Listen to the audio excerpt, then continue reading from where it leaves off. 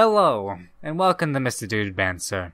Today, I'm going to be revealing like a freak ton of Hearthstone cards from the latest expansion. There's like over 90, like 95 I'm pretty sure.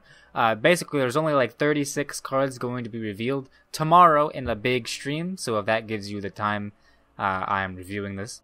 Anyways, we have Crypt Lord. I'm just going from the Reddit post here. This is just every card in order. I'll skip over the cards I've already revealed. So Crypt Lord is a 1/6 taunt.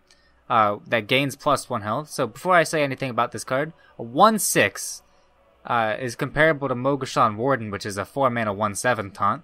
However, one attack right here is incredibly bad.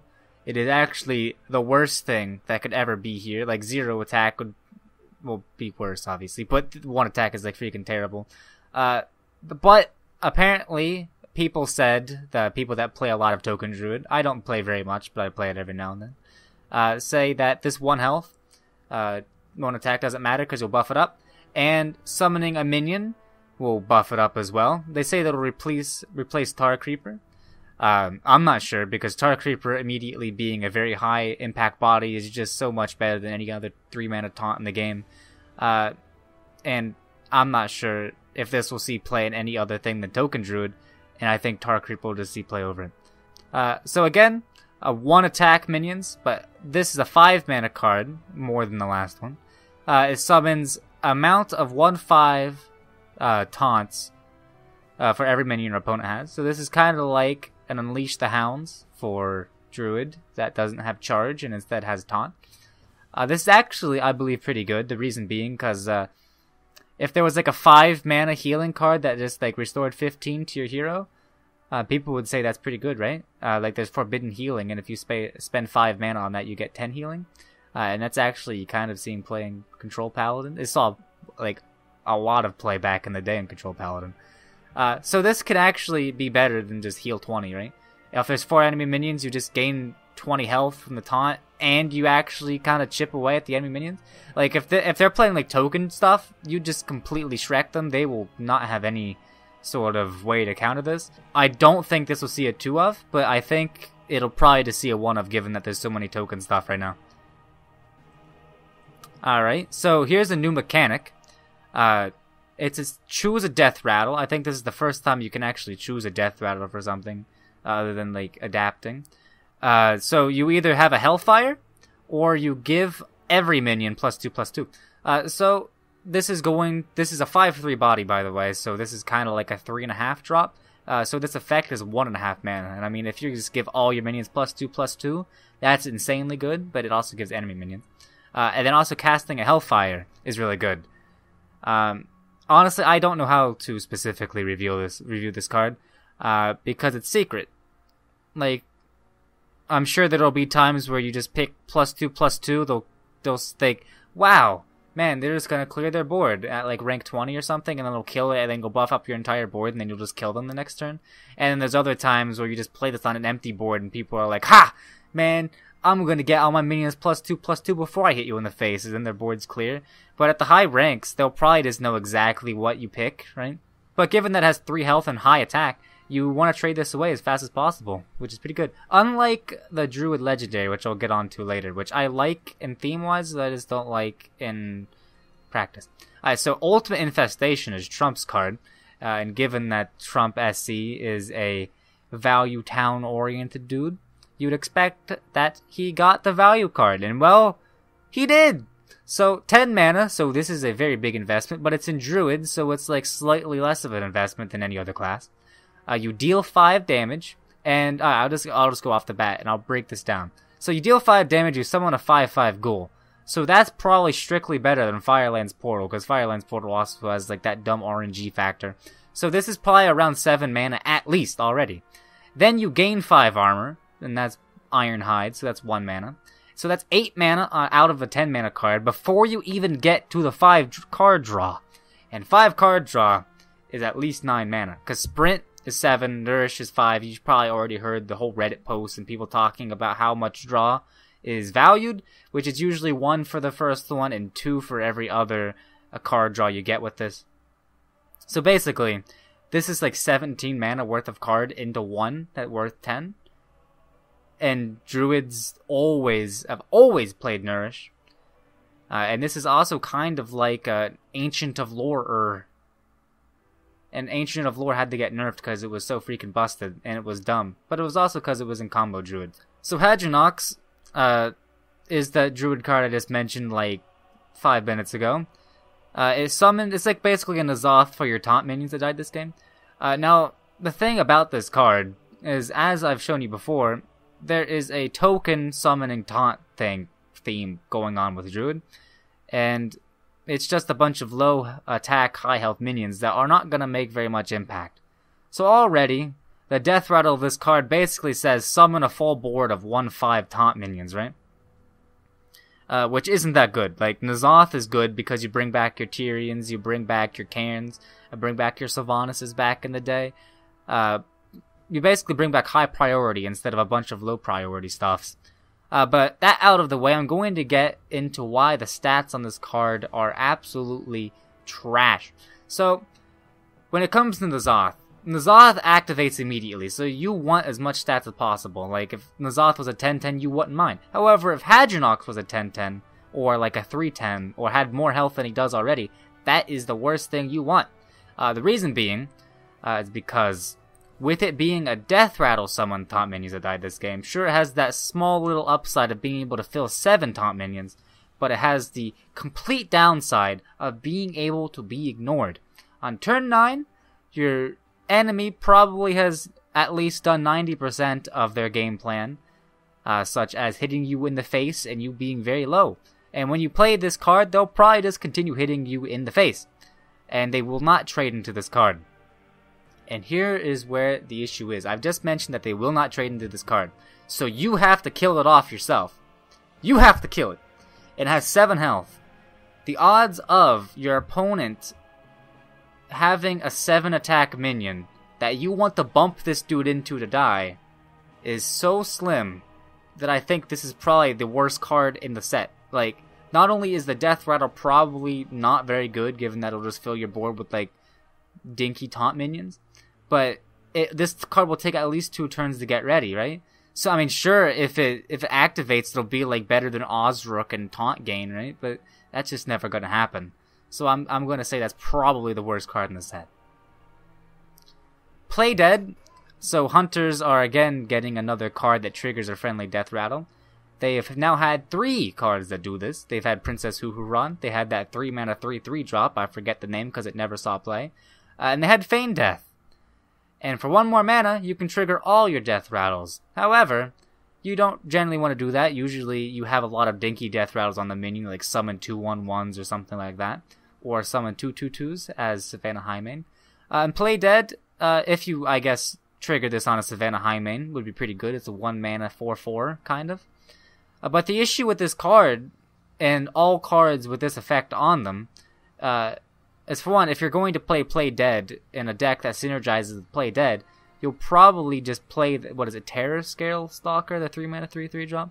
Because with the Terror Scale, not only are you bundling 2 cards together, so that's value, but also, since it's a 3 mana 3/3, the effect of triggering a death rattle is half a mana, because generally the stats are 3/4. And this is a full mana, so you're kind of losing in 2 departments here. So this card is actually just terrible in every way. The only time this would actually see play is in a combo death rattle deck, which isn't going to happen because there's no death rattles that actually do insane things. So again, I don't think that card and this whole theme of triggering friendly death rattles are going to work. Now, Bear Shark, on the other hand, this is simple gloriousness. 3 mana 4/3, so it's an aggressive card, aggressively statted, and it can't be targeted. So this is kind of like Fairy Dragon Senior, but it can't be targeted by spells, so it can't be frostbolted. So the 4 attack, 3 health is actually better than probably a 3/4 at this point, given that you're playing Hunter. And it's a 3-drop, so it curves into your Houndmaster, and if you Houndmaster this card, you could hit face undeniably. They can't do anything about it. They will probably lose the game, especially if it's a mage, especially if it's just anything, because how are you going to deal 5 damage to something that can't be targeted? I don't know. I think this card is actually insane. I think this is like a sleeper card of the set. It's just going to be in every single hunter thing, right? Anything that doesn't run like super hardcore secrets, right? Because if you run secrets, you already have like 6 3-drops in your deck. But currently, without the secret package, you're only running what is it? Animal Companion, and then you could also run Bear Shark on it, and then you probably run Kill Command, and that will be your 3 slot, because Unleash the Hound is kind of clunky sometimes. Stitched Tracker is a 3-mana 2/2 discover a copy of a minion in your deck, so this is directly comparable to that Crystals from Kazakh's girl, Cabal Courier, that chick. Because it discovers a random card. However, this is a card that you specifically put into your deck. So generally, this battle cry will be stronger than the Cabal Courier, even though Cabal Courier had the combo value of getting like a Velen and a Mage or something like that, and then dealing 30 damage to a minion with Meteor. So, given that Cabal Courier seed play, Stitch Tracker is a sizably good card. And if this were in any other class, it probably would see play. But given that it's in Hunter, and Hunters do not want to go the control route, they want to hit you in the face, and duplicating a minion really has no advantageousness to Hunters, other than wanting to hit you in the face, because they don't care if they have 3 Savannah High mains, they'll probably just kill you with 1, right? So I don't think this card will see play. Again, it's Hunter, it's going to hit you in the face, and it doesn't even work in mid-range most of the time. Venom Strike Trap.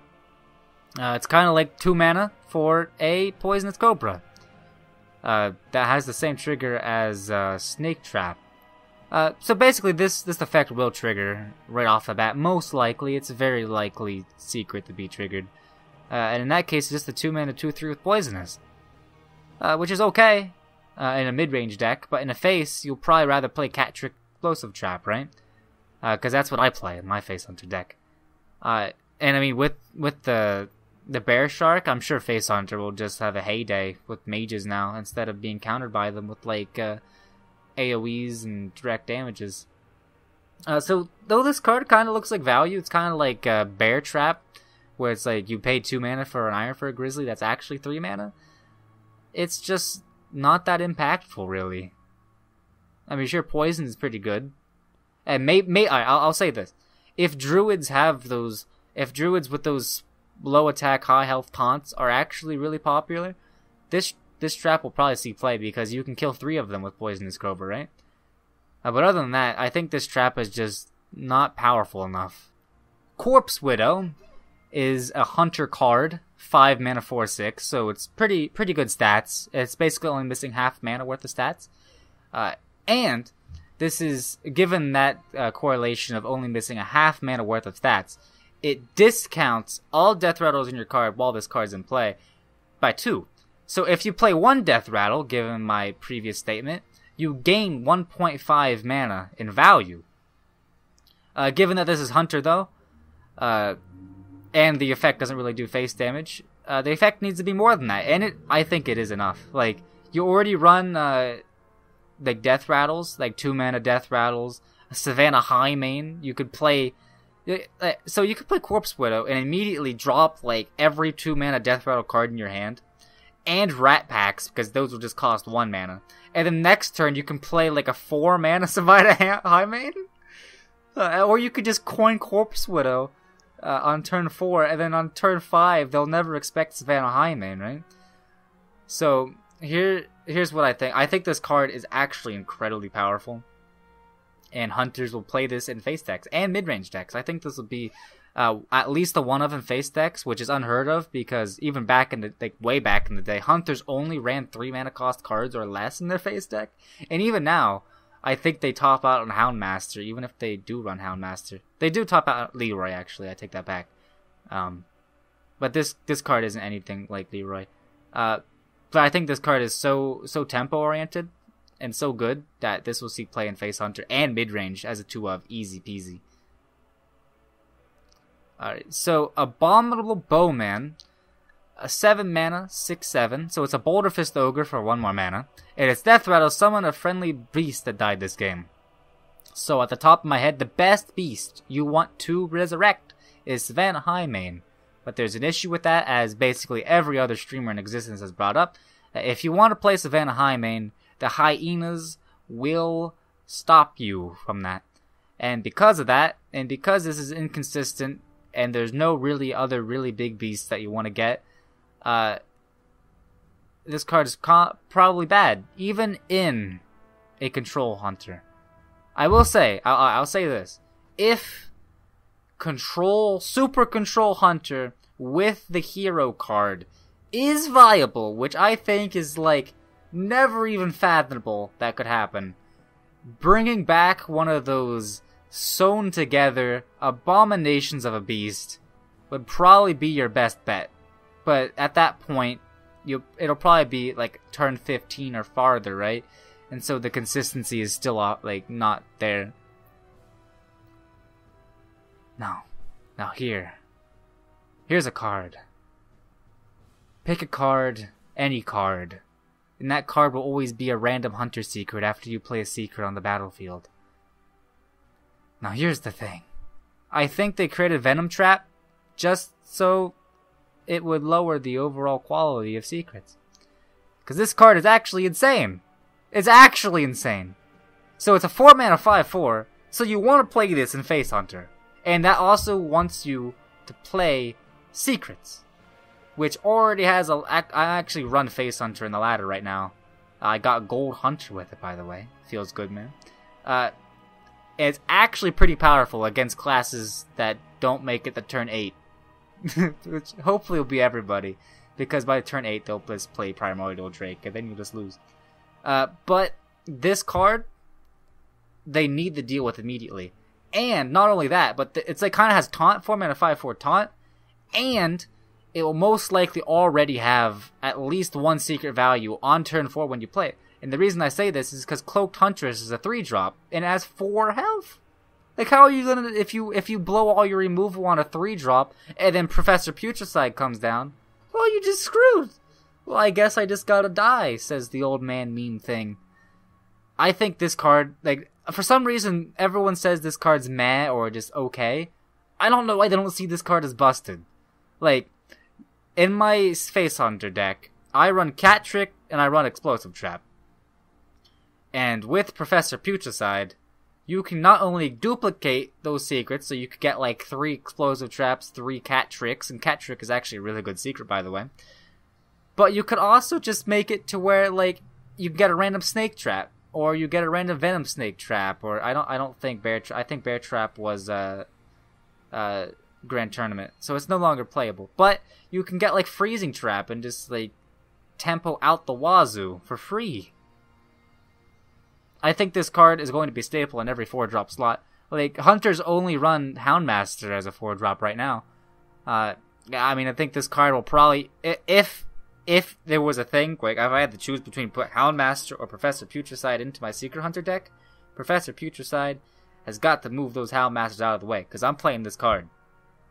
So, every single mage card has been revealed so far, and we're starting off with Breath of Sindragosa. I think we're just going up in mana cost from here. So, deal 2 damage to a random enemy minion, freeze it. So, the random enemy minion thing is very reminiscent of Flame Cannon, which was seeing play in literally every single Tempo Mage since the existence of Tempo Mage while that card was there. And so, I want this card to be really good. So it deals 2 damage and freezes a minion. So this is kind of like Holy Smite because it also freezes like a big minion if you really want it to. But it's random. It's random, and it doesn't deal 4 damage, because 4 damage is a really big threshold for killing 3 and 4 drops. 2 damage can kill a 2-drop, and if you play Sorcerer's Apprentice, and then just Breath of Sindragosa, you'll just basically tempo out so much. Speaking of freeze effects, given that this whole, flavor is Death Knights, apparently Death Knights have a lot of frozen stuff, so a few classes got frozen synergy.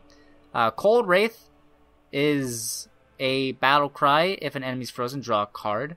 And so obviously, if this card just said draw a card, a 3-mana 3/4 draw a card would be absolutely insane. So you actually want to trigger this effect, and you'll do a lot to do it. Breath of Sindragosa would be a 2 of if you ran this card in the same deck. But is Breath of Sindragosa Water Elemental, if you even want to run a Water Elemental, and Frostbolt enough to warrant this card? I'd say it's possible.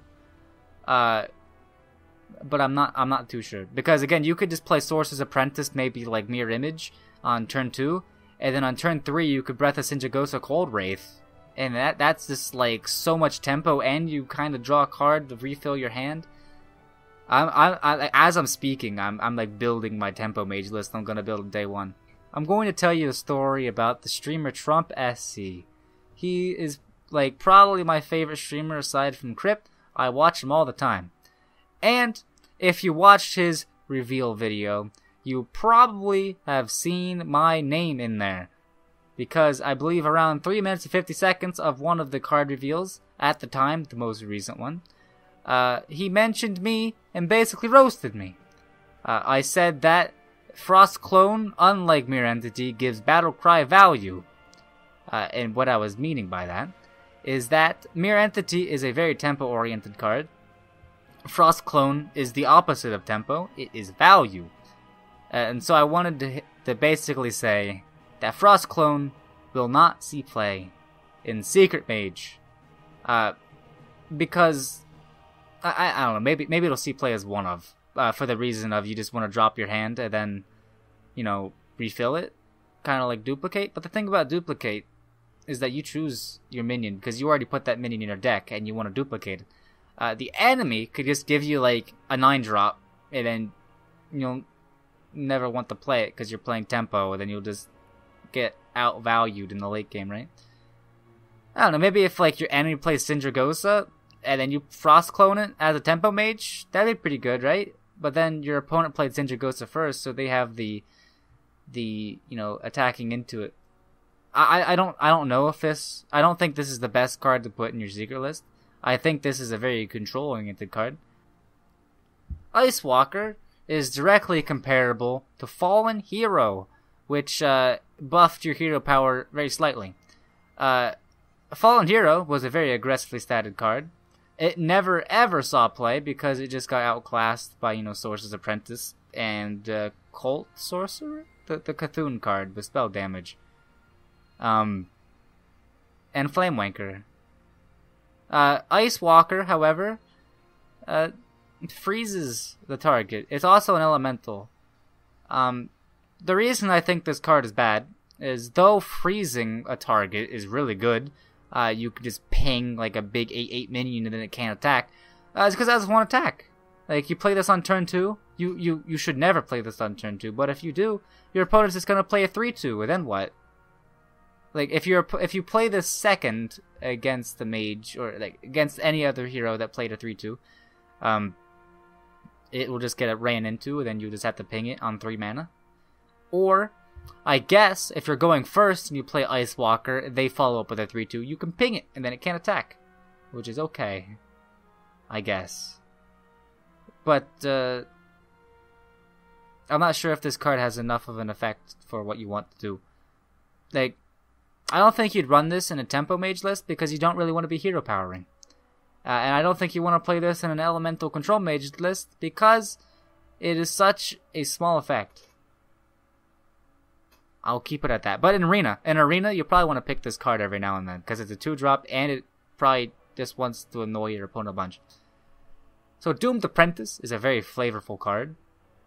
It's basically the opposite of Sorcerer's Apprentice that became a Death Knight. It's worth mentioning that when you play this card, instead of saying, I want to be just like you, this one will say, someday you'll be just like me, because she's going to kill you, turn you into a Death Knight, and then you want to kill yourself, but you can't because you're already dead. So anyways, this card is a 3-drop, 3/2, that increases your opponent's spell's cost by 1 more. Now I'll preface this by saying, most of the streamers say that this effect for 3 mana is actually very bad. However, there is a lot that you can do with this card than what you may think. So you may think of this as maybe you want to play it on turn 3, but as you've maybe learned from back in the day of Loatheb, you want to save Loatheb until maybe you want to tap it on turn 5 sometimes when you don't have any other play. But in combo decks, or when you think that you're going to be board wiped, you play Loatheb so that they don't board wipe you. With Doomed Apprentice, there are a lot of board clears that are synonymous with their mana cost. So, Consecration, if it's going on turn 4, which generally, playing this on turn 3 will, they cannot play Consecration on you. So a 3-2 is pretty good, because they can't play it until turn 5. Wow! And if it's like turn 6, you can play this card into a Dragonfire Potion, then whoa! They can't Dragonfire Potion you. Ghastly Conjurer is a card that will see play, I believe, in 2 decks. One of them is the Tempo Mage, because obviously you just add a Mirror Image to your hand, and honestly, Mirror Image is not that bad of a card.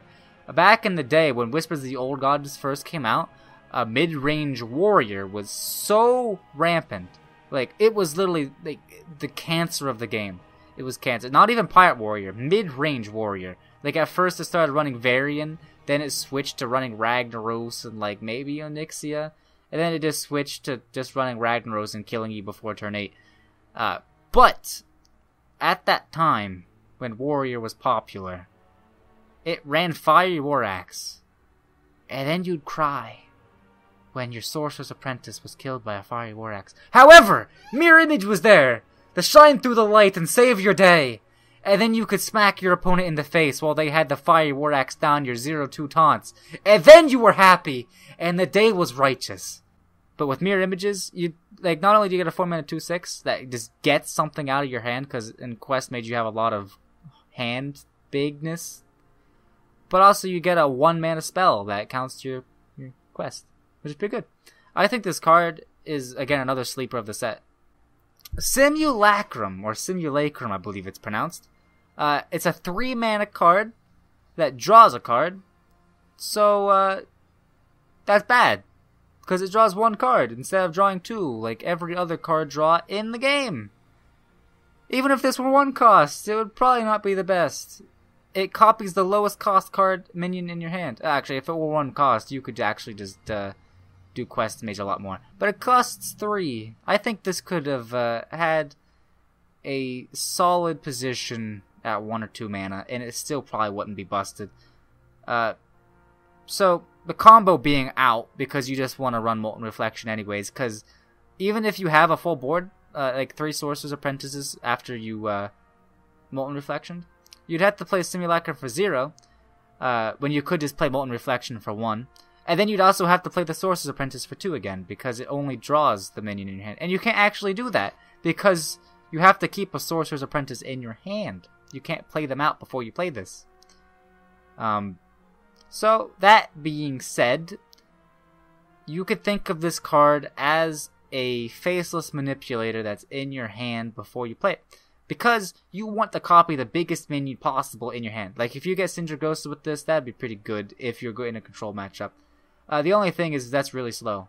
It is really slow. Because not only do you pay 3 mana to just copy a card in your hand, that's probably high mana cost, but you have to not have any lower cost minions in your hand. Like, how can you do that? You have to run something. Like, I imagine Elemental Control Mage is going to see play with Sindragosa in, like, the quest, with the hero, if Control Mage sees play. Hey, why would you run Simulacrum in that deck? This card is trash. I don't know any redeeming factors that you could do with this card. Like, you can't run it in combo for the reasons I mentioned previously, and it's too slow even if you do copy a big minion. Speaking of things that are too slow without any effect, Glacial Mysteries! So people compared this card directly to Mysterious Challenger because of the Secret Paladin Days. This puts one of each secret from your deck into the battlefield. This, again, referring to Mysterious Challenger, can only pull 5 secrets from your deck, because that's the full Christmas tree in Blizzard's eyes. The issue being, it costs 8 mana, but if you pull 5, that's 15 mana worth of stuff. Right? 15? Yeah, that's 15. It's 15 mana worth of stuff for 8 mana, and you draw cards, which is pretty good, Here's the issue, though. If you run Glacial Mysteries in a deck, it most likely will not be Tempo Secret Mage, so don't even think about that. It will most likely be in a Control Mage deck,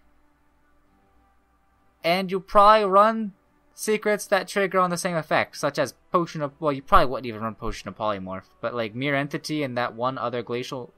what is the other secret that I revealed?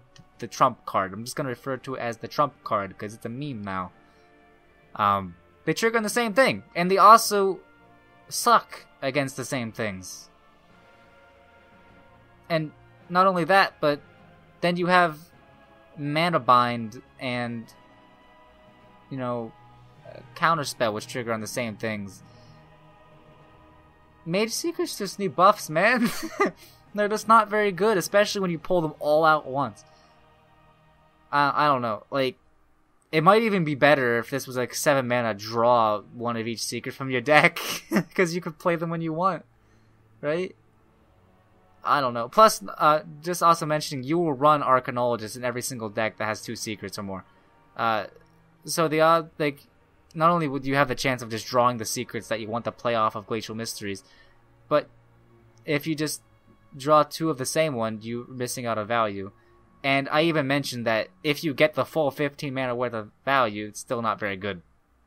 So, I think the Control Mage cards they're trying to push here are so weird and off the charts that they're not going to see play. They're weird to me. Sindragosa is a very flavorful, big, amazing dragon. I'm not sure, let me see. I don't know if it tells you what they are. Yeah, right there. Alright, so Sindragosa is an 8 mana 8/8. And it summons 2 0/1 Frozen Champions. What are Frozen Champions, as I just saw right here? Frozen Champions are a 0/1 that add a random legendary minion to your hand. Wow! That's a low price! Only for 8 mana! It's actually pretty good. And the reason is because they... So, Dr. Boom...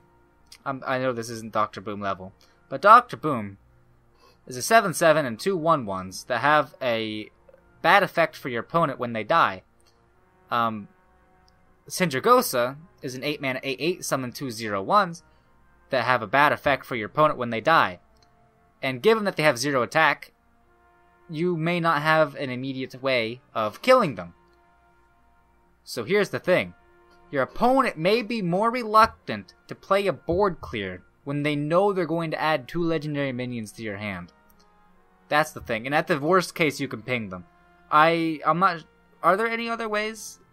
I'm not sure exactly. Like, obviously, you could buff them with, like, Direwolf or something. But that's just never going to happen. So, Frost Lich Jaina is the mage hero. People have been saying that this card does nothing when played. And I'm here to agree with Crip, because he said this card does something when played.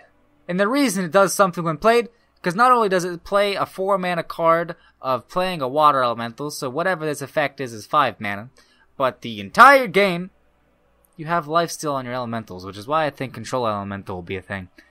Not on top of the 5 armor. The 5 armor is kind of just there to keep you from dying from playing a 9 mana card. Also, your hero power stays the same. However, every time you kill something with it, you summon a water elemental. Wow!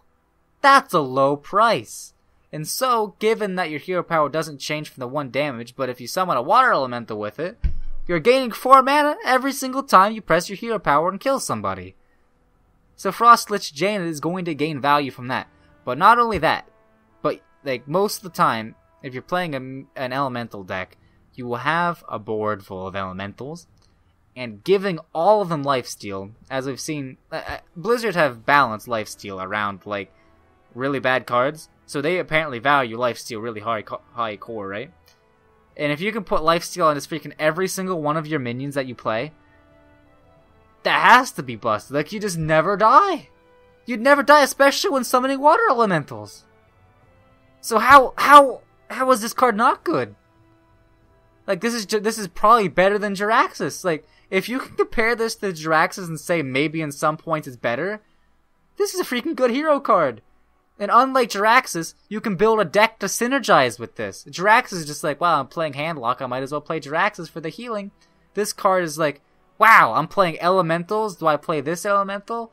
Well, I'm going to make more Elementals so I get more healing. And I'm going to play Freezes so I can ping away more or something. I think this card is actually insanely good and is going to make an archetype out of its own. Righteous Protector is Argent Squire with Taunt. So, given that it has Taunt, it can be compared to a Noyotron with 1 less health. So this is a pretty good card, an Aggro Paladin, and whatever Divine Shield Paladins will see play given from the other cards. Crip actually hates this card.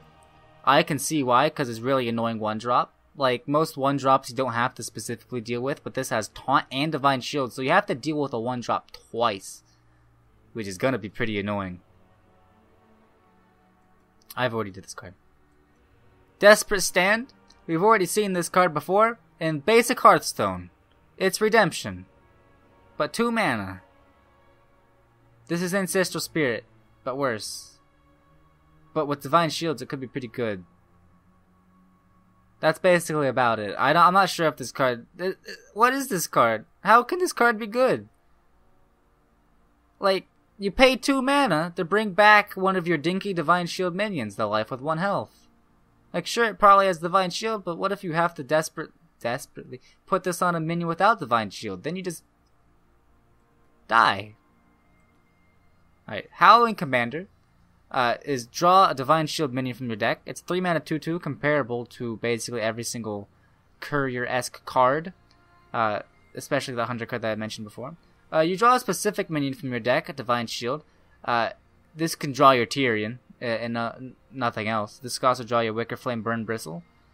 This could draw your Bolvar from the new thing. And if you're just running a Divine Shield Paladin, you can draw any Divine Shield card from your deck.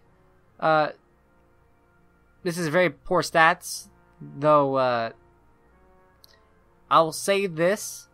Paladins usually lose the early game unless they are playing Murloc Paladin until turn 4 because of True Silver and Consecration. So, not playing the biggest minion on turn 3 and losing a bit of tempo is okay if you have Consecration or True Silver to finish something off. So, I don't think this card will see play in an aggro deck, given that if you just draw 1-drop Divine Shield, it's not that good. But in a control deck where you draw your Tyrion, or you draw your Bolvar, or you draw something else, it's pretty good. Light Sorrow. I'm gonna bundle this card with this card because they are very similar. This thing gains 2 attack when a minion loses Divine Shield. This thing comes with Divine Shield. And this card, Light Sorrow, is a 4 mana 1/4 that gains attack with Divine Shield. So I'm going to say Light Sorrow has to be freaking amazing if it's going to compete with True Silver Champion. And maybe in a Divine Shield deck, it could be. But this could also be compared to Poisonous Blade, which never saw play, because it could gain 1 attack, but it was too slow at a 4 mana 1/4. So I'm going to say that Light Sorrow isn't ever going to see any play. Also, Bolvar, it's a 3/7 after it loses its own Divine Shield. And if it loses anything else, it's a 5/7, then a 7/7. Then it just spirals out from there. So if you're playing Divine Shields, or even like just one other Divine Shield activates while this card is on the board, it's pretty good. Though given that its first attack before it loses its Divine Shield is 1, it's not the best. So you probably want to trigger Divine Shield the moment you play it. But this card is a pretty good mid-range card, and if you're running an aggro Divine Shield deck, you might as well slap this in there, because it probably wouldn't be uncommon to get this at 7 attack. Shadow Ascendant, I really wanted them to push Shadow Priest ever since the beginning of the game. I've tried Shadow Form, and every single meta, and it never usually works. This is an aggressive card. This is not going to see play in anything but mid-range or aggressive. The reason is because this is a 2 mana 2/2, and it gives another random friendly minion +1/+1. And the reason this is not going to see play in anything other than mid-range or aggro is because you need to have a 1-drop for this to be at its full potential, or you need to have a lot of minions on the board. Control Priest doesn't really care if a random minion gets +1/+1 on their side, because they just want to get to the late game to play big minions anyways. Acolyte of Agony is the definition of lifesteal, because it's a vanilla card with lifesteal in Priest. So this couldn't be a neutral card, this had to be a class card, because they thought this card was so good. But it's worth, like, this is basically a better Earthen Ring Farseer. It doesn't immediately heal you, but it will generally heal you for at least 3 or more. So it's pretty good, right? It's pretty good. It's also worth mentioning that they value lifesteal on a vanilla minion around half a mana.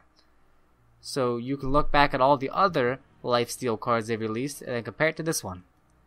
Eternal Servitude is the card I've been wanting in Priest ever since Priest has been existed with the Resurrect stuff. I believe I made many videos in the past about how I think Resurrect should discover a friendly minion in order to be more consistent. This is that card. They decided to make it 2 more mana than regular Resurrect, but I am fine with that, because now you can finally run actual early game cards and run your late game, and then you can just Eternal Servitude away the bad stuff. Like, you can discover away the bad stuff and get like a freaking 9-drop with it. This is so good! Blizzard, I applaud you for making this card. Devour Mind, there's not really much to say. Thought of Steel was an anti-control card. This is an anti-control card-er, because it's like Nourish, but for anti-control. In aggro, you never want to play this card. Shadow Essence, 6 mana, 5/5 of any random minion in your deck. It is a random minion. However, there are some cards in the future, such as the card Crypt Revealed, that you want to get out with this effect. However, a 6 mana 5/5 generally isn't that good. If you get a Ysera off of this, that's pretty good. There's like a 6 mana 6/5 dragon that you'd probably want to get off this, would be pretty good. But overall, 6, like they know no matter what you're going to get a 5/5 for 6 mana. And I'm just not sure if that's good enough. Embrace Darkness. It's a mind control for 4 less mana. Originally, mind control was 8 mana. However, they didn't think it was too overpowered, but they decided for fun purposes, because it was apparently anti-fun to get your Tyrian mind controlled, they buffed it up to 10 mana. So I'm going to review this card as if mind control should be 8 mana. So, you pay 2 less, you can play this a turn earlier, and at the start of your own turn, so the enemy will be able to attack with the minion you cast this on first. You gain control of it. So, in the worst case, you cast this on a minion, they Dirty Rat, and then they trade away your minion that you Embrace Darkness for nothing. Also, you want to play this card when you have no board, otherwise they'll just attack the minion that you have in play for free, and then you gain a weakened minion. So if you play this on an empty board, which is the best case scenario, whatever minion you cast this on, you're gonna take the face damage from. So ideally, you'd want to steal something along the lines of Ysera, or any 4 attack, 12 health dragon. If you steal an 8/8, you're just gonna take 8 damage to the face, but you're a priest, so you can heal through it. I think this card's actually pretty good. I'm not sure if you want to run it as a 2-of. Obsidian Statue. This is the thing I have wanted priests to have, as well as, the other Resurrect thing. The reason I want this is because it's a big dude, it's a taunt, it's a Death Rattle, and the Death Rattle's actually OP. And it has lifesteal. So this thing has 3 things going on. It has a high health taunt, so you're going to gain at least 8 health. It's going to have lifesteal, so it's going to heal you for usually at least 8 to 12, maybe even more. And then the Death Rattle's just insane! It's like Sylvanas, but alright. So if I'm going to say Sylvanas' effect is a mana and a half, which is kind of like a random mind control, this effect would be half that, because instead of stealing it, you destroy it, which is like half the value of taking it, because when you take it, you destroy it and then give it to you. This is half that value.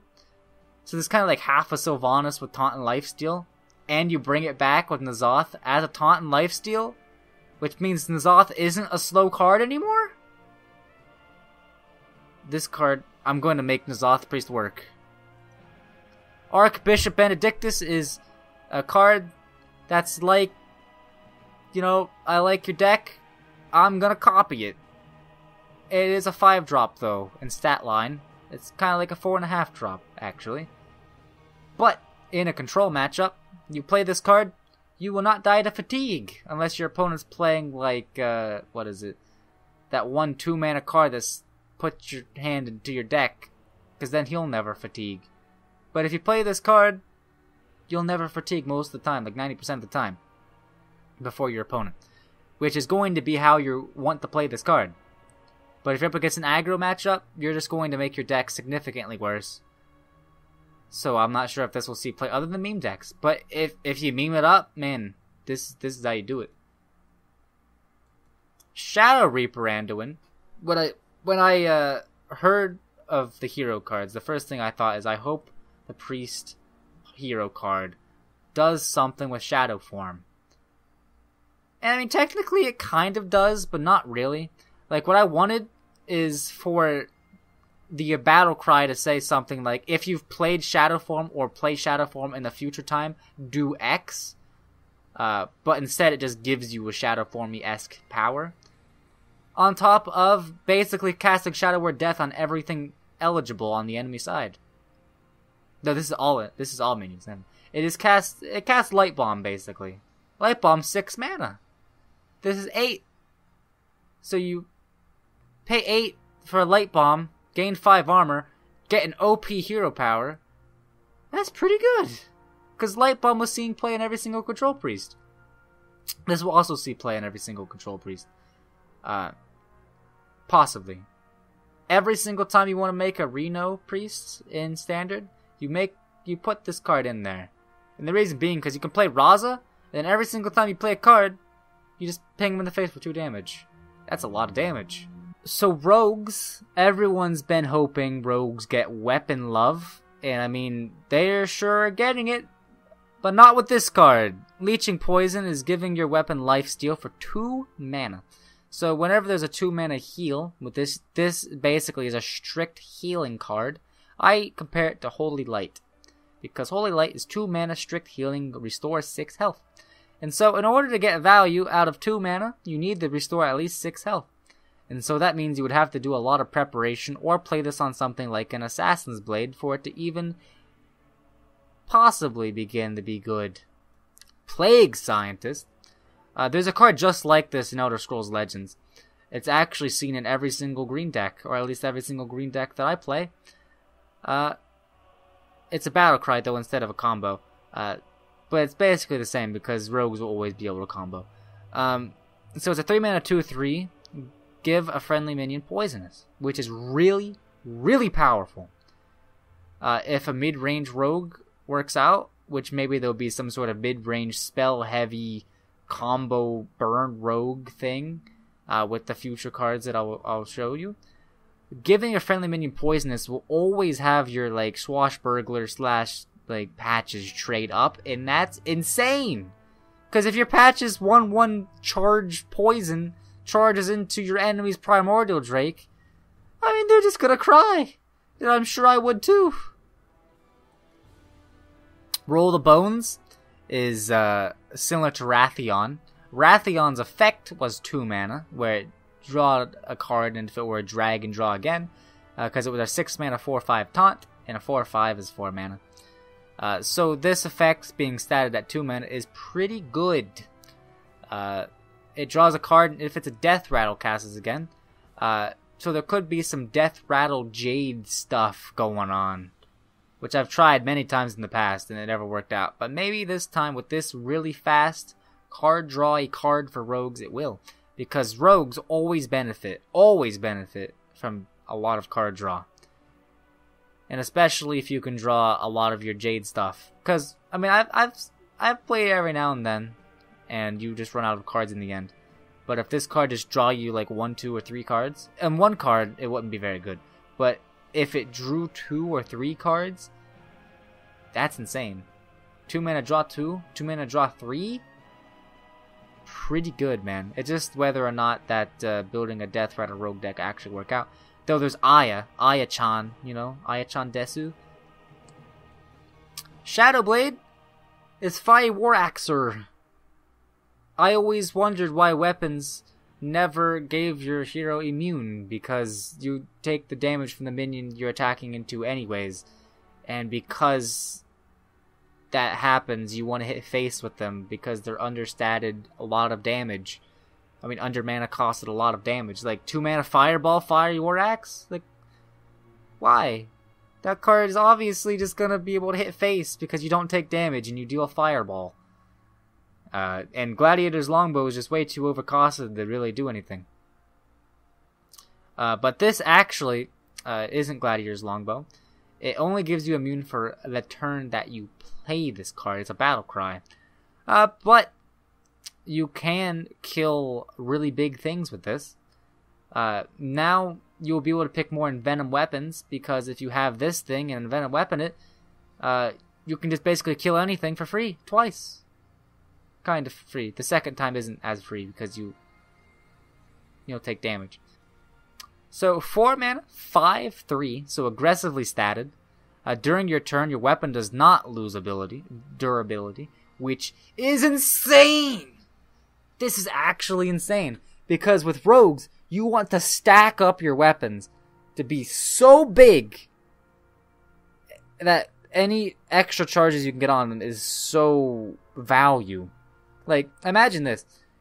You dagger, you play 2 deadly poisons on it, you have an Arcanite dagger, then you smack your opponent in the face, then you play Runeforge Hunter the next turn, you smack your opponent in the face again. That just gains you 5 damage because your weapon did not lose durability. Not only that, but you can play this card anytime during you having a weapon and swing, and it will gain you that damage because it just doesn't lose durability. I think this card actually will be a staple in Rogue. If they ever decide to run any sort of weapon, which I think they will in a mid-range Rogue that does not run Gadgets and Auctioneers. Possibly. They probably will still run Gadgets and Auctioneers. They just won't want to go full combo on you like they do nowadays. Lillian Voss is the reason why I think they don't want to go full combo on you nowadays. Because I think they're just going to grind you out. I think they're going to play stuff such as Swashbuckler and just replace their bad spells for the late game for more grindy stuff. It is worth mentioning, though, that Swashbuckler will not always give you a spell, but if it does give you a spell, and then you play Lillian Voss, you're still just rolling a random spell for another random spell, which isn't the most value, but in the late game, Backstab, a lot of the time preps, which is why I thought they might want to cut at least maybe 1 Gadgets in Auctioneer, because prep turning into a random spell would be pretty good. It is worth mentioning that if there are a lot of stuff that are like many classes that are not good with spells, such as paladins and hunters and sometimes druids, depending on it's really random. You may not want to play this card because random spells are just bad from those classes. But if you're up against the mage, man, you can just out-mage the freak out of them with this card. So Valeria the Hollow is the least effect you will get out of a hero for 9 mana. So if you compare this to like Jiraxis or the mage thing, you only gain stealth until your next turn. Which seems pretty bad, right? Like, you can still be targeted by stuff like Sinister Strikes, the stealth thing by now. But like, the mage stuff gave you an immediate effect. This only gives you armor and survivability. That means the hero power, whatever it is, has to be the most busted thing in the entire world in order for this card to see play. Because it's 9 mana in a rogue that usually wants to kill you as fast as possible with bursts and stuff. What is it? It is Death's Shadow. So during your turn, I believe this means the turn you also play Valeria the Hollow, you add a Shadow Reflection to your hand. What is a Shadow Reflection? I don't know if it tells you. Alright, it's right here. Each time you play a card, transform this copy into it. There is a lot of confusion on how this card works, but I'm sure there's been many other streamers that tell you how this works. Basically, don't overthink it. You play a card, this turns into it for that turn, until you play another card, then it turns into that one. It's very simple. So, again, in the grindy format, getting an extra copy of a card that you put in your deck every single turn is really good. However, paying 9 mana for basically an ice block to get a hero power that gives you 1 card a turn, I do not think is very powerful. So, Shaman is getting a freeze effect as well as Mage. Also seems like they're being pushed to Murloc theme, which the Murloc theme wasn't too far off. Like, it was experimented, and Maz and Trump were like, how was this deck not OP? It turned out the deck was not OP. It turned out the deck actually was slightly below the power level that it should have been. But with cards such as Burlock and the next card, I believe Ice Fishing, I believe it might give some consistency to the deck, and maybe the quest will come back. Alright, so Burlock, 2 mana, 2/2. So, given that 2-drop Murloc, you want to compare this to the Rockpool Hunter, which is a 2 mana, 2/3 that can be a 2 mana, 3/4. So this better be insanely powerful. It's just Battlecry freeze an enemy. So you can consider this as a Glacial Shard that has 1 more health and the Murloc tag instead of an Elemental tag. Burlock can also be compared to Hydrologist, which is seen in every single Paladin deck. Because they're both 2 mana, 2/2 Murlocs. There is a difference between them though. Hydrologist is a pure value card, while Burlock is only tempo, because freeze an enemy is so much faster than generating a 1 mana spell that you play later. So, in a Murloc deck, you'd probably want to play Rockpool Hunter first and foremost, and then, if you're still looking for Murlocs, you can play Burlock, and it's not that bad. However, the only reason I'm thinking of Murloc Shaman coming back is because Ice Fishing is such a busted card. So, generally, when you want to draw 2 cards, that's 3 mana, Ice Fishing is 2, and it draws specifically Murlocs from your deck. So the issue with Murloc Shaman is that you generally ran out of steam at the very end, right when you needed a few more Murlocs to get your quest complete, and when your quest is complete at a reasonable time, you have so much value and tempo that you're just never going to lose. Unless your opponent just has so many board clears like back to back for some reason, which isn't usually going to happen. So this card could actually single-handedly bring Quest Shaman into play. Whether it is or not going to do that, we will see in the future. But I believe this is a 5-star card in value and tempo-wise. Drakari Defender. This is Deathlord, but instead of the downside of summoning a minion, it has Overload 3. Deathlord is pretty good. However, if Deathlord costs 6 mana, which there is actually a 6 mana 3/8, it would suck. This card sucks. Why does this card exist? I don't know. Alright, so I'm going to say there's that one 6 mana 3/8 taunt already. And 6 mana 3/8 is already losing 2 stats. So it's already 1 mana understated of what it should be. And then you make this card, which is 1 stat fewer than that. And it's in the early game. So the benefit is you play it earlier, so you can stomp the aggro earlier. Downside is it's Kodo food now. And you skip turn 4. Like, this basically says Overload 4 if you play it in the early game, because you're never going to be able to play a 1-drop. Like, even if you do, it's not even that, like, you'll play a Firefly. Like, so basically it says Overload 4, so it's just so astronomically bad. The only time I can see this seeing play is if for some reason it was so much aggro that coin Drakari Defender would be really good. But even then I'm not so sure, because if it were just Token Joy, they just buff it up and kill this thing for breakfast. Icebreaker is one of those reasons why I think that Burlock is considerably as powerful as Hydrologist. because any minion that's frozen, you can just dink with your icebreaker and it dies.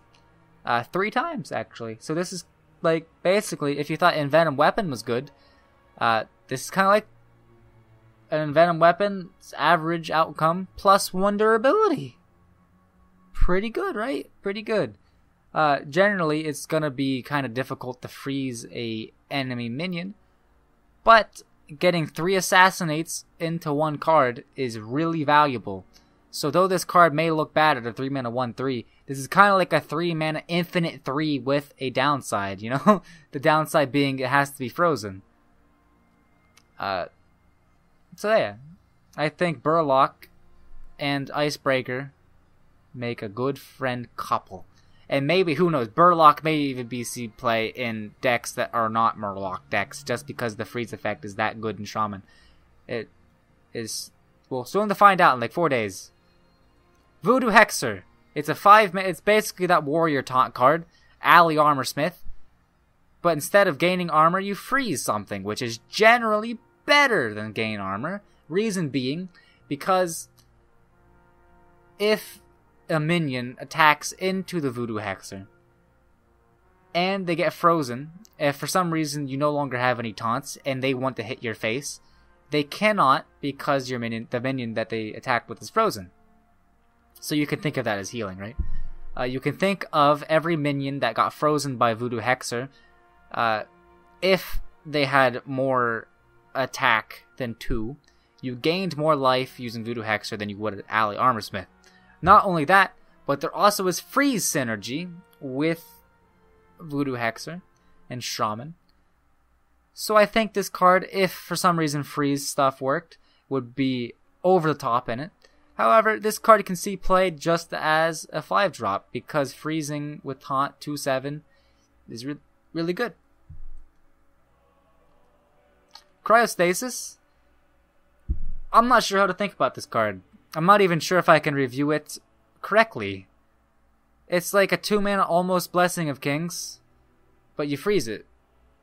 So, if you attack with your minion, which you generally want to do before you make it bigger and freeze it, you actually have to wait not only until your next turn, but the turn after that, because it skips your next attack. So, if you froze it before you attacked, it would actually be ready the next turn. And that's the confusion on why this card is good or bad. Whether or not skipping an attack in order to make it a +3/+3 bigger is good, I'm not sure. I mean, 2 mana +3/+3, if that were just the vanilla thing on the card, it'd be really good. But you freeze it too. You can freeze a taunt minion, make it bigger. Like, if you have a taunt totem, you can cryostasis it into Ascension, and that's really good. Like a 4-mana Ascension, with possible other synergies. Thrall Deathseer is the Shaman hero. And when I first saw this is the cheapest hero so far, by the way, out of the 7 that have been revealed. This is a 2x evolve. You're not really going to be able to combo this with anything because it costs 5 mana, unlike Evolve's 1 with the all the Doppelgangsters Evolve stuff. So you're not really going to be able to Doppelgangster Thrall Deathseer unless it's like turn 10, and even then it just takes your entire turn to get 3 7-drops. You'll generally want to play this before then, and generally Token Shaman has a bunch of stuff on the board at turn 5, right?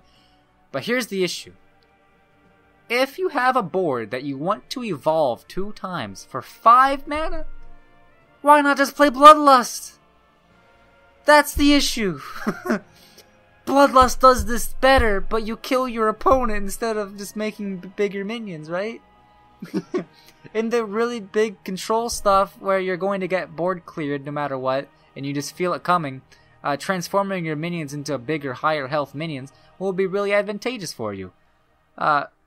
But Token Shaman's already a thing. They run Bloodlust. I don't think they'd run Thrallmaw Deathseer. The hero power doesn't even matter, because it doesn't summon anything. So if you're playing Token Shaman, your hero power is actually very good for you, because you could actually generate something that can get buffed later. But now, you just transform a minion into one that costs 1 more. Which, if this card sees play, it will not see play in token. It will see play in a mid-range deck, which I'm not sure if it exists. Murabi, 6 mana 4/4. Terrible stats. So this effect has to be so astronomically good, especially for a legendary, because legendaries are usually overstated with really good effects. This has to be really good to be a 6 mana 4/4. So it adds a frozen, anytime you freeze a minion, you add it to your hand. So this is why Cryostasis may actually be good. You can't actually freeze Murabi and get him to your hand because it says another minion, I'm pretty sure. So you can't just like have a full board of Murabis. However, if you somehow got like 2 Murabis and you just kept freezing them, you just get a full hand of Murabis. But that's not going to happen. Generally, what's going to happen is you're going to play the 5 mana 2/7. You're going to play Murabi, maybe attack with a 2/7. And then your Murabi is going to be protected. And if they want to get the Murabi, they have to give you value by attacking into a frozen top minion. I don't think 1 card's good enough. 2 cards would be worth around 3 mana. But given that you lost so much tempo with a 6 mana 4/4, and you have to play the cards that you drew anyways, I'd say 3 is the prime scenario. I think 3 is the target scenario when you play Murabi. However, if you can get 1 immediately, then possibility of 2, and then maybe steamroll from there, that's pretty good. Reveler. They realized Warlocks have really bad cards, cannot zoo, so they gave them an OP 1-drop, which is exactly what they need. And now, this may seem really good already, because it destroys a friendly minion and gains +2/+2. So it's a 1 mana 3/3. But it's even better than what it looks like. The reason being is because the Power Overwhelming were in the meta right now. It would probably see play, and it would probably make Devilsaur Egg see play. Now the Sanguine Reveler's in the mix, and so is the Ravaging Pterodax. You now have 4 cards that you're going to run in every single zoo deck that gain off of destroying a friendly minion. One of them being the Ravaging Pterodax, comboing right in from the Devilsaur Egg. That's good. Devilsaur Egg actually is really good. Compared to Nerubian Egg, you're only getting +1/+1, and it's harder to kill. But if you Ravaging Pterodax or destroy it, like use Sanguine Reveler on it, it's just going to be so absolutely tempo fast. You're just gonna kill your opponent. Like, I'm not sure if you've had this happen in like Tavern Brawls, or I've played actually Zoo on ladder before with Ravaging Pterodax from the egg. And it's just inconsistent because you only have the Ravaging Pterodax that you want to combo with the egg. But if you do get it, it's just so busted. You just win the game off of it. And this card will make that more consistent, as well as just eating your Possessed Villager is just so busted. This is a very high tier 1-drop. Probably the best one you can play in Standard. Wailing Fellhound, this card sucks. This is actually probably the worst card in the existence of the entire set. I don't know why this card exists.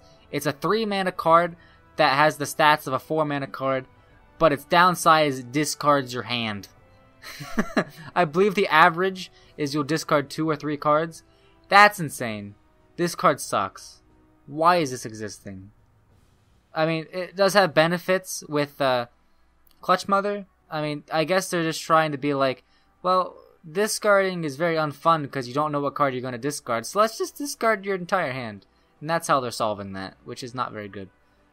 Defile is a very cool card. So this card is single-handedly making Dreadsteed be kicked out of Wild, basically. They're nerfing the freak out of Dreadsteed. You will get free dust value, though. Too bad I dusted my Dreadsteed a while back. But because this card will just go infinite with it. However, people have formulated the way of defiling a bunch of Grim Patrons forever. But which also makes me wonder why they nerfed Dreadsteed in the first place, if that's just gonna happen anyways. But Defile, it's basically an arcane explosion, but if any die, you cast it again. So it's 2 mana. You can actually make this work yourself by playing Possessed Villager. If you play Possessed Villager, this will do at least 3 damage to everything. And if you play Blood Mage Thanos and Possessed Villager, you deal 4 damage to everything for 2 mana. Well, 5 mana, because you played the Blood Mage Thanos and Possessed Villager. And then if any of the enemy minions die at any point in time with this, it just casts again. So there's also like a lot of things where you can bump your minions into the enemy minions into a scenario where Defile will just trigger and clear the entire board, which is great. This card, again, I want more cards that have intellectually more thought process behind them. This is one of them. The mage cards I mentioned before have more thought process than the first thought, and I like this card for that reason. I hope this will see play. This is a really powerful board clear. Unwilling Sacrifice. So, we heard you like Deadly Shot. So let's destroy a friendly minion while playing Deadly Shot for the same mana cost. Why? Nosferatu is a very controversial card. I'm going to tell you that this card is not as good as people are making it out to be. Sure, you discard the top card of your opponent's deck, and if you discard Archmage Antonidas out of, your opponent's Quest Mage deck, that's pretty good. That's pretty good. You just won the game. But on the average outcome, it's not going to be the case. Sure, this probably will see play. I don't know why this isn't a demon, right? I mean, she freaking looks like a demon to me. I mean, look at those boobs. She definitely looks like a succubus. But, it's kind of like a vanilla 2-mana 2/3, because there are downsides with playing this card, and then there are strict upsides. It's kind of like the Dirty Rat thing, except with Dirty Rat, you can manipulate the amount of cards, so you can just wait until your opponent has no cards in an aggro matchup, and then just play it. Or you can prepare yourself for when the card comes down, you can deal with it, like with Execute or something. With this, just play it and randomly discard a card. Treachery. I believe I've saw like 5 different iterations of this on Custom Hearthstone. Even Crip mentioned this on like his Custom Hearthstone adventures. You just give a friendly minion to your opponent. This obviously is really OP with Doomsayer. And people want to meme it up with other cards, but generally this card's only going to work with Doomsayer. This card is balanced around Doomsayer, because if this costed like 1-2 mana, Doomsayer with this card would be so OP. However, Pyro Equality already exists, and it does the same thing as Treachery Doomsayer. So I'm not sure why they balanced this like this around Doomsayer. But that's the only time you'll ever see this card, is in a Control Warlock with Treachery Doomsayer. Now, Blood Queen Lanafel is one of the reasons why I think the Warlock hero will be Battlecry. Add all the cards you discarded to your hand or deck. Just one of those two. And the reason is because if you discard this card, it's just useless. This card wants you to discard cards. But if you discard it, what's the point? That's the thing. If you discard this card's pretty good if you discard 2 or more cards. But if you discard this card in your way of discarding cards, it's gone. You gain nothing for discarding cards. So that's like, if they don't give something, if the hero is not exactly add cards that you discard to some place, this card will never even fathom seeing play. Animated Berserker is a 1-mana 1/3. We've seen stuff like this in Warrior, like Warbot, that never even saw play. You probably already forgot about that card, and I just brought back memories, and you're like, ah. But this card is basically an Enrage Giver. Whenever you play a minion, it deals 1 damage to it. And so, basically, I'm not going to review this card. I'm just going to let you think about it while I move on. Blood Razor is Deathspite's big brother that's better in control and worse in every... so you can't play this in every single deck. But you can play this in control, and it's probably better than it was in Deathspite, right? Because you play this, you Battlecry, you wipe the board, then you can swing with it, and then next turn, you can wipe the board again. So instead of 1 Whirlwind effect, which is already good, you immediately get the Whirlwind. And you get 1 next turn. This is just a really, really powerful card. This will see play in Control Warrior. Every single one of them. Every single Control Warrior will see play with this. It just won't see play in aggro decks. That's why they balanced it like this. So that aggro decks don't just run Deathspite again. Mountain Fire Armor. This is a 3-mana 4/3, so pretty good stats. And it gives you 6 armor if your opponent attacks into it. So here's the case. Your opponent is playing aggro. They hit your face. they have a bunch of 3/2s on the board. They don't care about your 3 health, 4/3 minion when you're playing control. Control decks don't care if they give you armor. So they'll just kill it. So in control, you gain 6 armor that's kind of nothing unless you use Shield Slam, which then is pretty good. And it also gives you some extra leeway to move with. And mid-range, they'll probably kill this as well. So this is like the mid-range killer. However, in super aggro, they're going to make you trade into this stuff. Like, they have a bunch of 3/2s. They're just going to make you trade into their minions. They don't care about you having this minion on the board. So, though this may look like an anti-aggro card, this is not going to counter face decks. They're just going to ignore it. Unless you give it taunt. Alright. So, Warriors got a worse Imp Gang boss. So, Imp Gang boss, 3 mana 2/4. That whenever it took damage, it doesn't have to survive it. It just gives you a 1/1. So at the very least, if your opponent had a 4/3 minion and it killed your Imp Gang boss, you had a 3 mana 3/5. In the worst case of this, you have a 4/3 minion. You play a 3 mana 1/4. So again, looking back at that 1-drop, if you play that 1-drop and then you play Valkyrie Soul Claimer from a coin, maybe you get a goal. And then there are also a lot of one attack, token minions, especially in that, Druid archetype with the 1/5 taunts, which are weird. You'll just get a lot of 2/2 goals, which is pretty good. Pretty good. This could be, Warlock ran Imp Gang boss to counter the aggro, like Reno Lock did.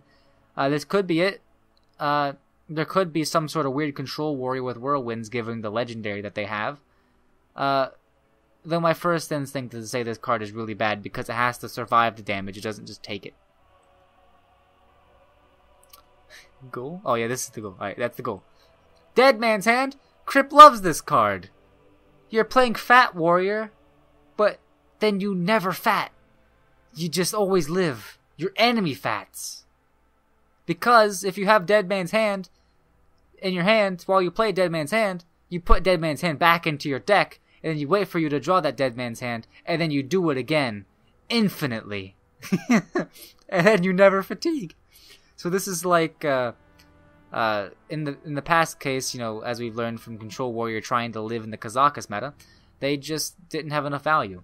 Now, they never fatigue, so they'll always outvalue you. It's just whether or not that Jade Druid will be a thing. However, there is a Jade Druid counter now. This card will only see play if Control Warrior already has enough anti-aggro materials where they can warrant running a super heavy anti-control card. Or if the meta is already control. This is a very heavy control card. Bring It On. This is the first time I saw a high-res picture. Like, look at this. Look at this. Bring It On gains 10 armor. So you kind of just play 2 Iron Hides, but then you also give your opponent the ability to play discounted minions. But if you've learned anything from playing Dirty Rat and Warrior, a lot of the time in an aggro matchup, they just run out of cards. Then gaining 10 armor with 2 mana is really good. This is the ultimate stabilized card after your opponent's run out of cards. And even if your opponent has 1 or 2 cards, it's okay. Because if he's playing aggro, you can probably deal with it after you gain 10 armor. This card isn't trash. This is a very polarizing card. People either think this is really good or really trash. I think it's somewhere in between. Like, obviously, you're not going to run this in every single Control Warrior. However, it is possible that you want to if the meta is like aggro. In mid-range, you never want to play this card because if you just discount your opponent's Tyrion to 6, you're in for a bad time. But if you're in aggro and you discount your opponent's patches to 0 because, he's never lucky and draws patches, or in his off first mate, then bam! Or if your opponent's, again, playing Pirate Warrior and has a Fire War Axe, it doesn't get affected.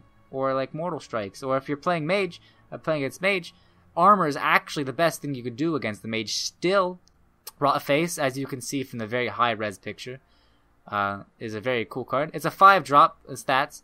However, this is why I think there may be a bunch of Whirlwind Warrior decks. Control, maybe? Again, so far, the minions that benefit from Whirlwind have to be triggered twice or more in order to get, some semblance of value. And it also has this word called survives in it. Why does it have survives? It just needs to be whenever this minion takes damage. But if you trigger this twice, generally you'll get a good outcome. On the average case, you'll get a 5/5 vanilla minion, or something around that, because legendaries now are actually lower costed than they were in the past. Though you also can high roll get like a Ysera, or maybe another Rot Face. But if you get a Rot Face, it only gets Rot Faces. Is that value? Thinking. Sometimes I just go, thinking.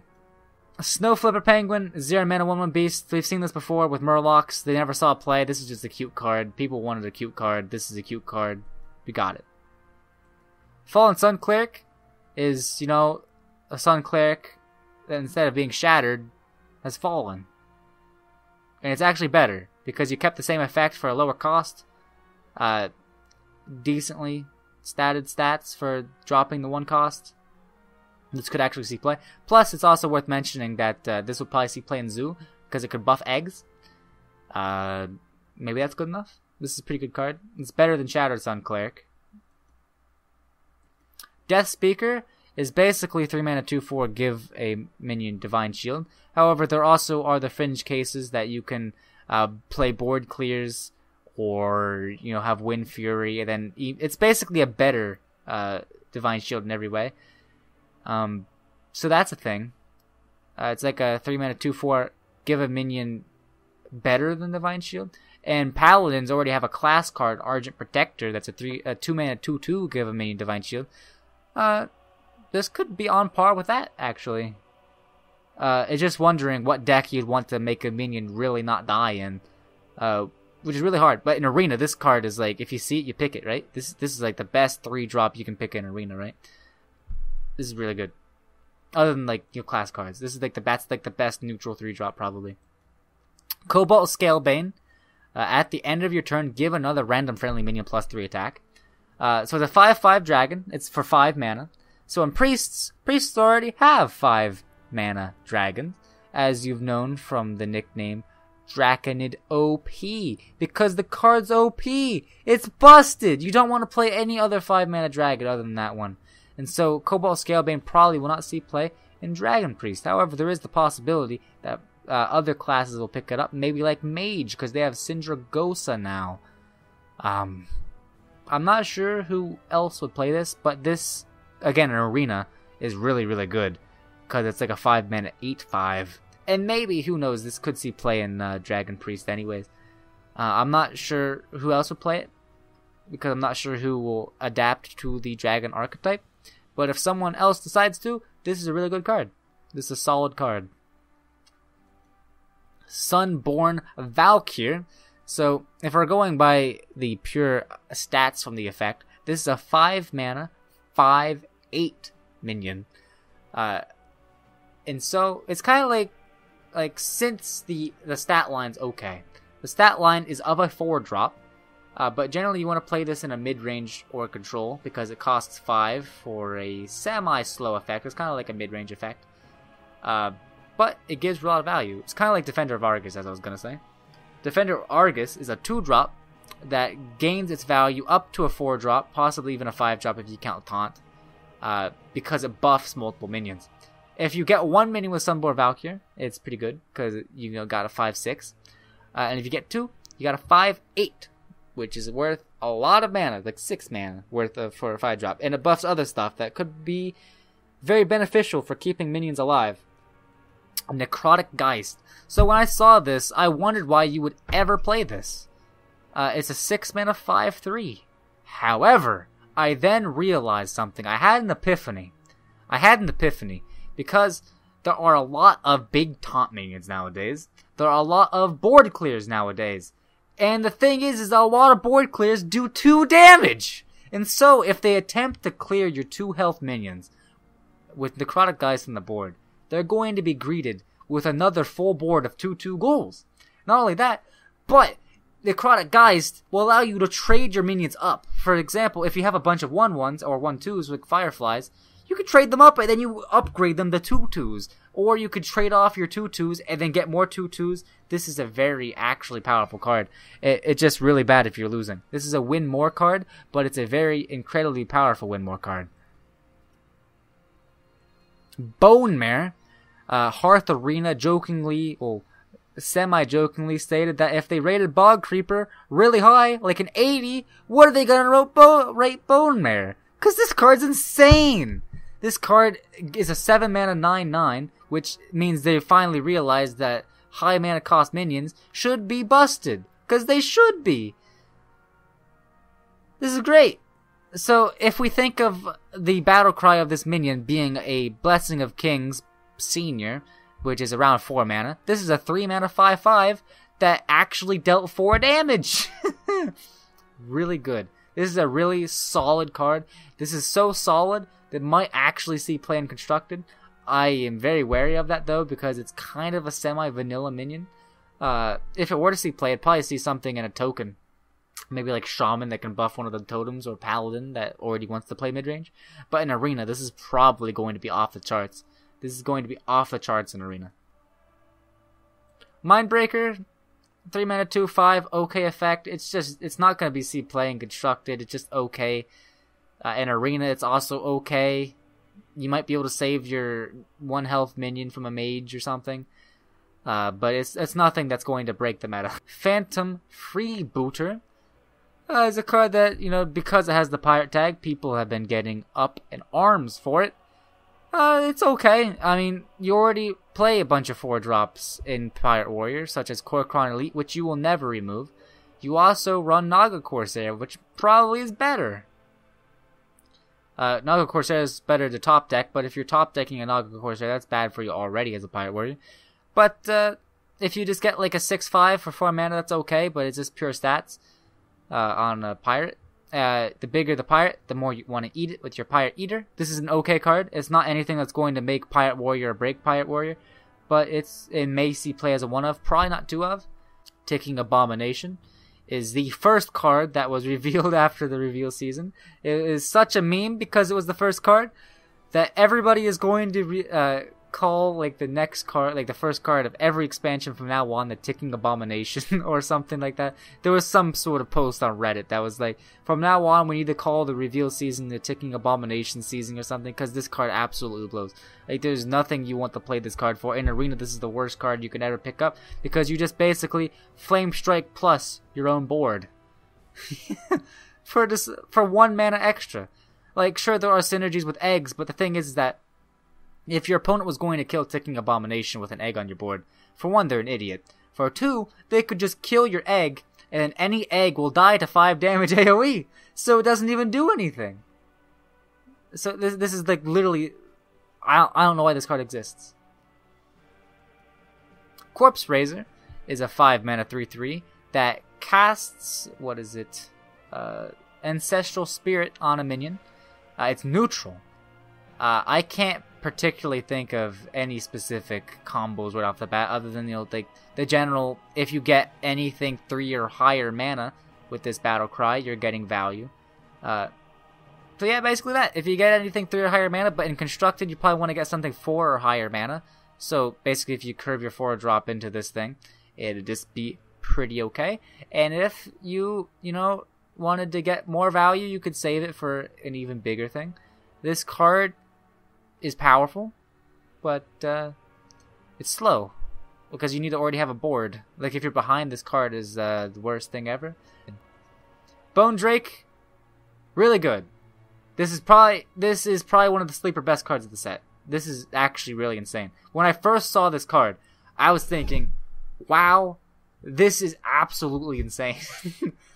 Alright, so let's talk about what this is. So this is a 5-drop dragon with stat line, but it's 6 mana. So 1 mana, add a random dragon to your hand. And every single time you add a dragon to your hand, I believe there's only 3 out of like maybe the 24 dragons that are bad. If you just get Bone Drakes into your Bone Drakes, you'll be able to complete your quest to get a really good N'Zoth. And maybe, and also another reason I thought this is really good, is because, well, for one, it's dead. So is it really a dragon if it's dead? Well, we never know. But this could actually push a Dragon Death Rattle Priest. I'm not sure if that's actually going to work out, but because this has Death Rattle, and you want to play this in a Death Rattle Priest, and it's a dragon, you might as well play Dragon and Operatives in it, because Dragon and Operatives is such a powerful card. And then why not play your other dragons, because you already have dragons in your deck? I mean, it'll probably end up being like a death rattle with dragon flavor. Corpse Taker is really good, but you need to have a deck built around it, and you need to have not drawn the minions that you're getting the keywords off of. So there's 4 possible keywords, and you can have a Taunt, Divine Shield, Wind Fury, Lifesteal, which is really, really good, because you can actually consistently gain 6 to 9 health off that, or even more, because it has Wind Fury. Because if they attack into your Divine Shield, you attack twice into their face, that's 9, and then you have to kill the minion afterwards, and that's 12 for 4 mana.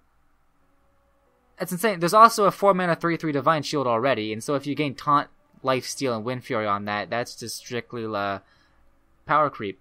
Just the odds of you getting these effects with Lifesteal is slightly RNG, but like if you're playing Tyrion, you already have 2 of those. If you play Wicker Flame, you have 3 of these. Wind Fury is not essential because you probably won't want to play a Wind Fury card. This card is pretty solid. I like cards that allow you to build a semi-quest in your deck. Like, I put this card in my deck, now I have a quest to put 3 other keywords in my deck. I like it. Meat Wagon. It's a meme card. You can play this with hand buffs. That's never going to work out. You can pull eggs off of it. You can pull Doomsayer off of it. That's it. Rattling Rascal is the definition of tempo. If you ever want to know what tempo is, this is that. So tempo is when you gain a 4 mana 7/7 off the bat, and then you hope to win the game before it becomes a 4 mana 2/2. Because that's what's going to happen if you don't win the game before the 2/2 dies. Because it summons a 5/5 of your opponent. And then that's bad. There are some strict, really good combos with this, such as Rattling Rascal Evolve, because evolving a 4-drop into a 5-drop is actually really good. When that 4-drop happens to be a 2/2. It also makes you wanting to evolve a 3-drop astronomically bad, because you can just give your opponent a 5/5. Tome Lurker. For a second, when I first saw this card, I thought this was Death Rattle out of random Death Rattle minion that died to your hand. So I thought you could just go infinite with Tomb Lurkers, but that's not the case. It's a Battle Cry out of Death Rattle minion to your hand.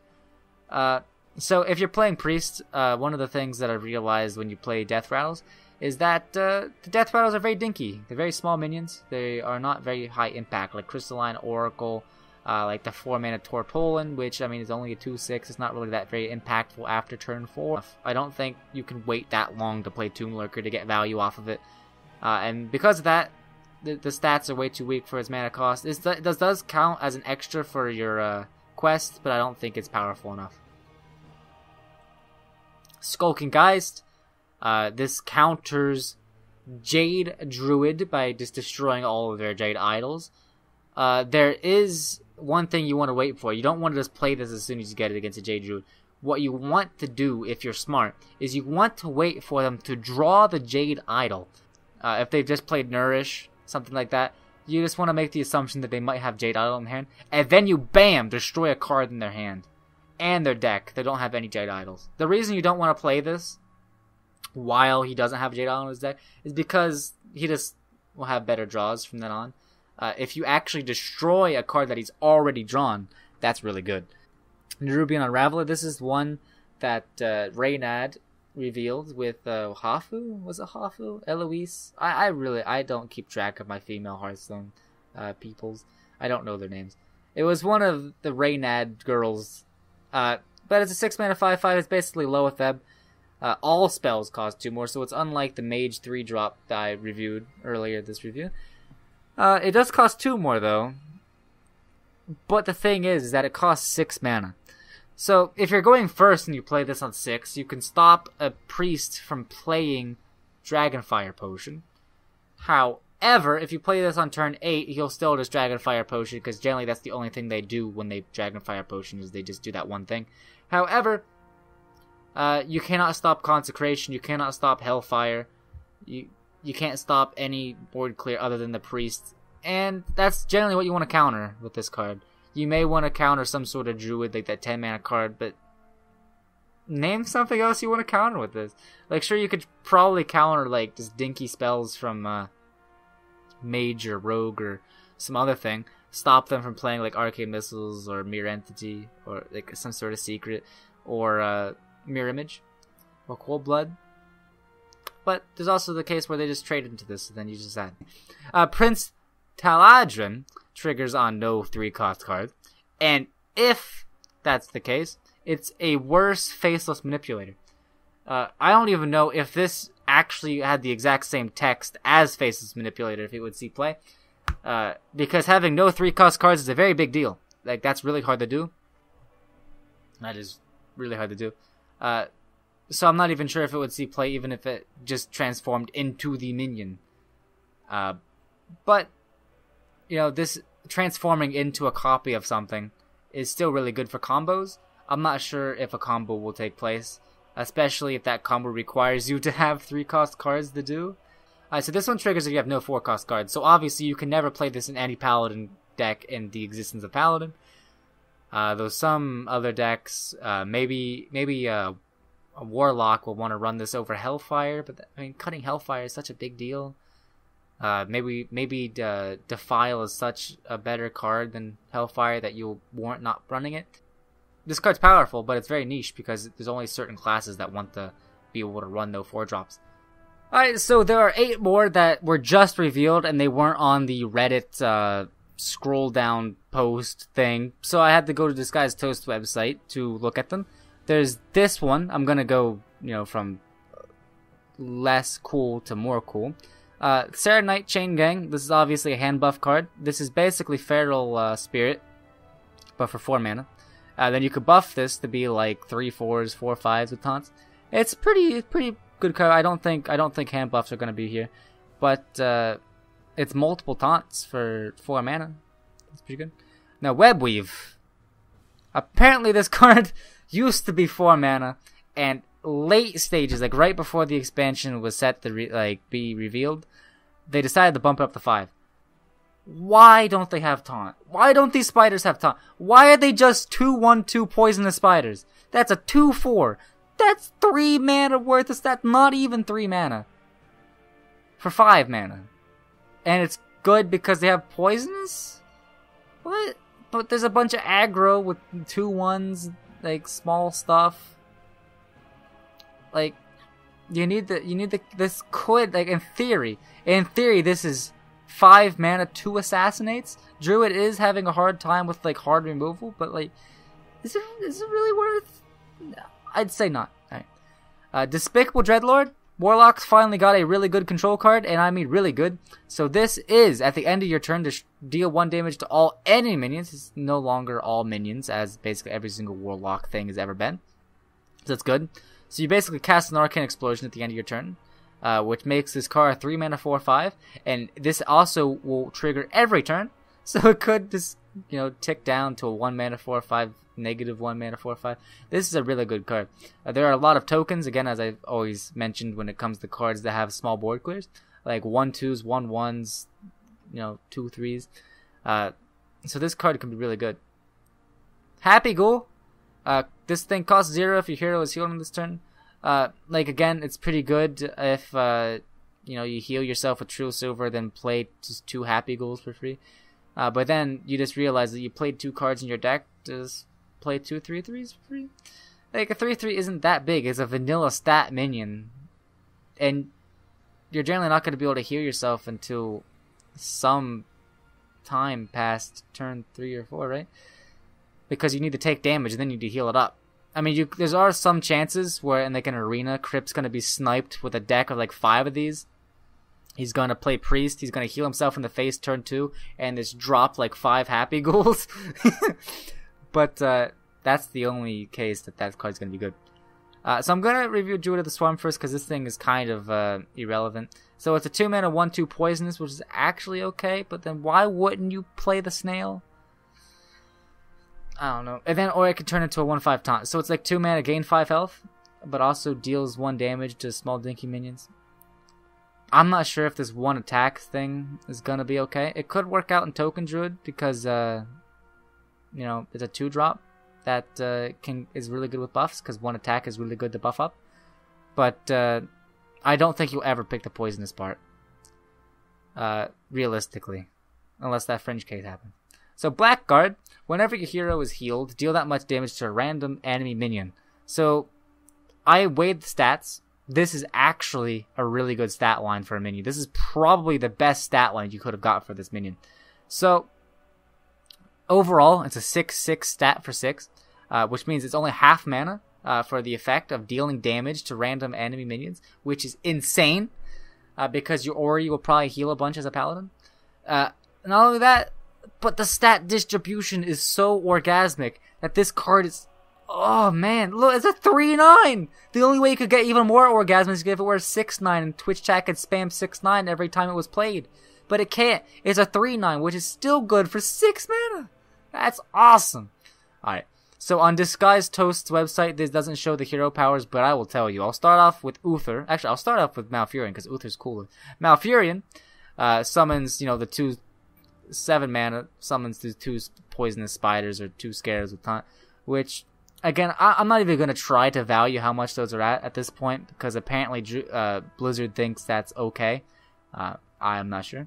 But his hero power is either gain 3 attack this turn, or gain 3 armor this turn, which is good. Which actually is really good, because generally you don't want to do both at the same time when you may want one or the other. Like, if you could just gain 2 attack on your hero instead of gaining that 1 armor with your hero power every now and then, or then sometimes maybe gaining 2 armor when you don't really need to attack, that's pretty good. And this gives you that choice. Again, more intellectual thought, because I'm sure that people are going to think, it's kind of like the priest, do I heal the minion or do I heal my face? It's kind of like that, but it's going to be in Druid now, and I really like that thought process. So now, Paladins are OP. 9 mana, so I mean, some of the other heroes have already been 9 mana. This is the best one. This is the best one so far. It equips a 5/3 weapon with lifesteal, so immediately off the bat, you gain 10 health. You spam, you gain 5 armor, you gain 5 life, and your hero power is upgraded. Given that compared to the other heroes, the hero power upgrade is not as good immediately, however, his hero power is summon a 2/2, and if you are allowed to summon 4 of those 2/2s on the board at one time, you win the game. You just outright win. That's insane. Like, there are people been talking about Auction Master Beardo, and like, if there were a hero power that would warrant Auction Master Beardo, it would be this one, because you just win the game off of him. You don't need to trigger all 4 at once. You just need to have like 1, maybe 2 on the board, and then you can trigger Auction Master Beardo, and then you'll just gain the last 2, and then you win the game. It's cool. I mean, there are a lot of 2 damage board clears, but just just pressing that button, gaining a 2/2, and then next turn pressing the button, gaining a 2/2, your opponent will eventually run out of cards, and then they'll just lose.